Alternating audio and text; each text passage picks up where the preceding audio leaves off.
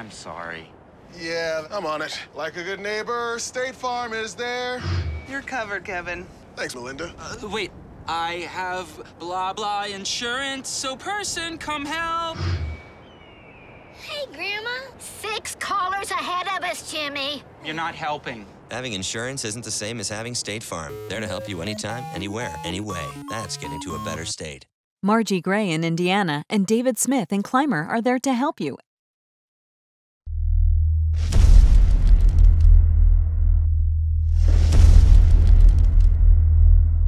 Hi everybody, I'm Carly Krouse of the Indiana Gazette and welcome to week 6 of our high school football preview show.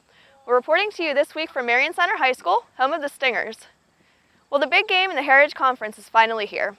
When Homer Center heads to Blairsville on Friday night, the Wildcats and Bobcats will clash in a battle of undefeated teams vying for the inside track to the league championship.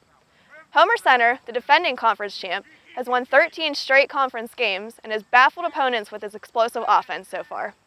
Blairsville, which was the clear-cut preseason favorite, has been impressive on the defensive side of the ball.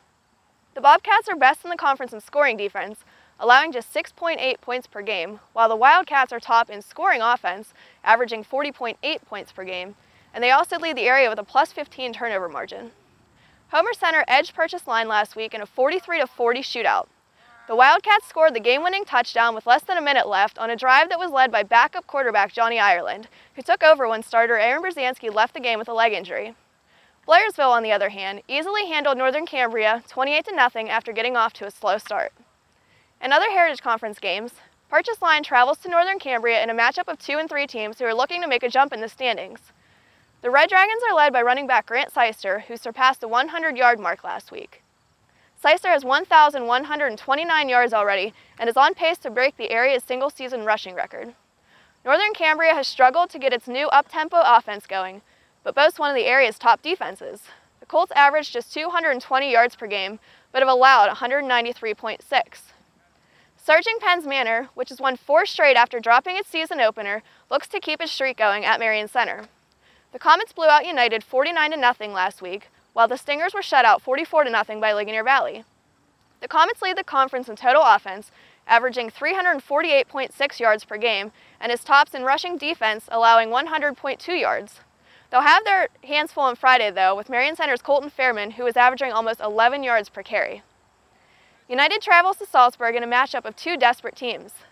The Lions have 1 win, but are last in the area in total offense and scoring offense. The winless Trojans have been putting points on the board, but are still struggling defensively. The 2 teams have been outscored a combined 426 to 113. United has scored just 34 points through its first 5 games. Ligonier Valley will face off with Huntington in a non-conference game.